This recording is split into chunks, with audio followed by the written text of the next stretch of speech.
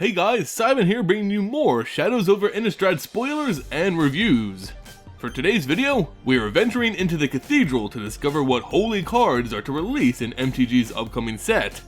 Let's begin with Avacyn Missionaries, a flavorful card with some interesting features. It starts off as a 3/3 human cleric for 3 generic and a single white. Not too impressive, but at the beginning of your end step, if Avacyn Missionaries is equipped, transform it. From there, it becomes Lunarch Inquisitors. When this creature transforms into Lunarch Inquisitors, you may exile another target creature until Lunarch Inquisitors leaves the battlefield. It also gets upgraded to a 4/4. So, a creature that exiles other creatures. This is a pretty common effect on creatures. One card that comes to mind is Banisher Priest, which does the same thing as this card, minus the flipping and equipment requirement. The thing to ask here is, how good actually is a 3/3 creature who could possibly exile another creature until it leaves play for 4 mana? The answer is a resounding, it's okay. For its cost, let's say you get a 4/4 who exiles for 4 mana. Of course, that would be pretty good, a much stronger Banisher Priest for only 1 more mana. But that's not what this card is. It starts off weak for its cost, and requires you to equip it with something in order for it to flip. Things that require things to be good are always meh, unless the requirement is easy, and this particular requirement is pretty situational. You need to play this card, have an equipment out, pay for its equip cost, possibly twice if another creature is already equipped with it, and then you get your 4/4 that exiles.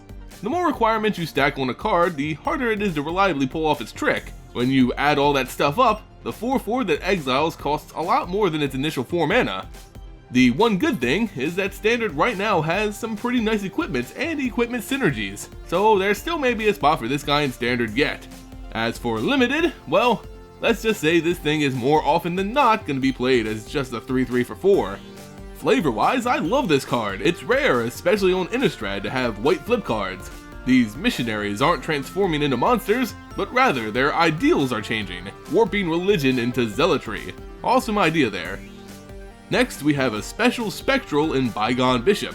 This rare 2/3 flying spirit cleric costs 2 generic and 1 white. Whenever you cast a creature spell with converted mana cost 3 or less, investigate.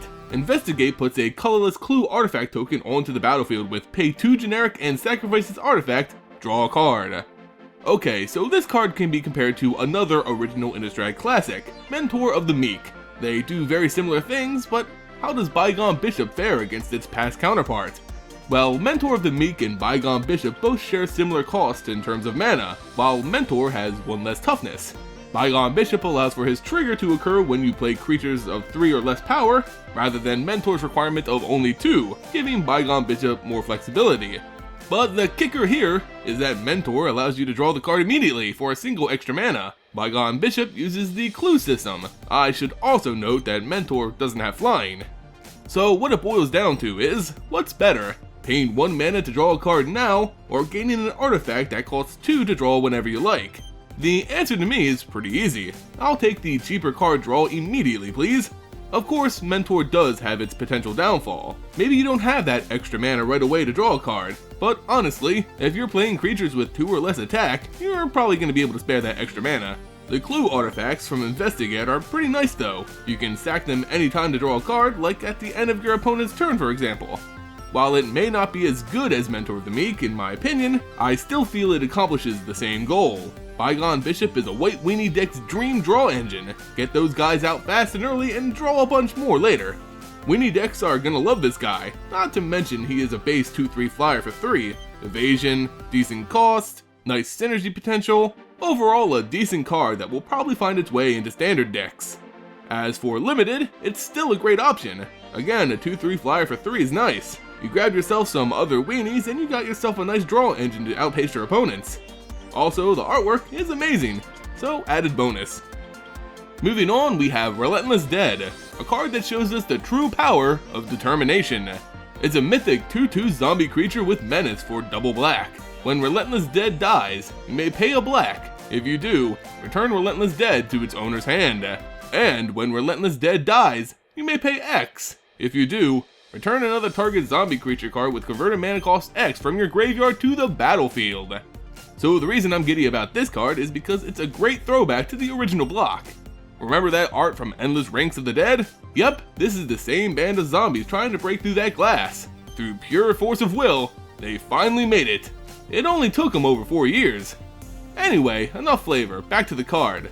I really don't have to say much. This card's amazing and I think a lot of people know it. It's cheap, it's aggressive, and can enable a bunch of graveyard shenanigans. Just think, while you're discarding to get that madness and delirium off, this card can be used to grab out power and synergy right to the battlefield. Zombie decks basically everywhere just got a whole lot better. And correct me if I'm wrong, but its two abilities don't seem to be exclusive with one another. You can pay X to get a guy onto the board, and an extra black to get Relentless dead back. Awesome design. Expect to see decks designed around this card in Standard, especially combined with Kalida's Trader of Get. He'll basically get +2/+2 for days. In Limited, it's still a great card. A 2/2 that can come back while also giving you another potential upside will always do work. And finally, concluding our rounds at the Cathedral, we have the Mother of Angels herself, our hope, Archangel Avacyn.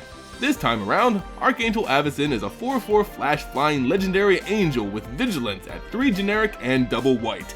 When Archangel Avacyn enters the battlefield, creatures you control gain indestructibility until end of turn. When a non-angel creature you control dies, transform Archangel Avacyn at the beginning of the next upkeep. When transformed, she becomes Avacyn the Purifier, a 6/5 flyer. When this creature transforms into Avacyn the Purifier, it deals 3 damage to each other creature and each opponent. Stunning. Absolutely stunning. Wizards, you've outdone yourselves with this card. Avacyn was one of my favorite cards and characters throughout all of MTG, and they really did her legacy justice with this special flip card. Yeah, she may have gone off the deep end a little bit, but you know what? I still love her all the same. Her card shares this beauty as it's truly a piece of mechanical art. It does everything. Flash it in to protect your guys from death, evasion with vigilance, great price at only 5 mana for a 4/4 that does all this, and the kicker, her transformation. When one of your non-angels dies, Avacyn goes off on your opponent. Sure, she loses vigilance, but she'll burn the board and your opponent for 3 damage while becoming a powerful 6/5 flyer. It's basically up to your opponents to figure out how to deal with this transformation because it's devastating. This is one of the best mythics I've seen in a while in terms of its aggression, power, and variability. You can expect her in several formats, especially Standard, and if you pull her in a draft, your chances of winning just skyrocketed. You may say, hey, when she flips, your board also gets burned, which is true. A small price to pay for this amazing card. Also, I heard a funny little combo while looking at this card. The fact that the legendary rule doesn't apply.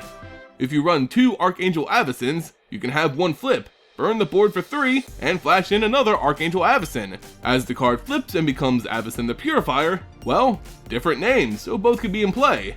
This protects your board from Avacyn the Purifier's wrath by making your guys indestructible for the turn. If this doesn't check out, someone let me know in the comments, because I really want this to be a thing. Anyway guys, that's all the cards from the Cathedral reveal. Let me know what you think about them in the comments below. You can also let me know if I got anything wrong. I also want to mention that I got some good ideas on these cards from the community on the SeibenMTG app. I talked about this app before, and it's really starting to build up its user base. I use it to discuss Vorthos topics and the new spoilers with other players. It's a great pool of knowledge and opinions. Of course, if you want to follow me on Amino, you can add me with the username SeibenMTG. I post and start discussions mainly about lore, so come in and share your opinion. A link to download SeibenMTG can be found in my description. In any case, if you liked the video, consider giving it a like and subbing to the channel. It goes a long way in supporting future content. You can also support the channel by becoming a patron on Patreon, and finding me on all the other social media outlets. Find links to those in the description below. As always guys, thank you all so much for watching, and I'll see you next time.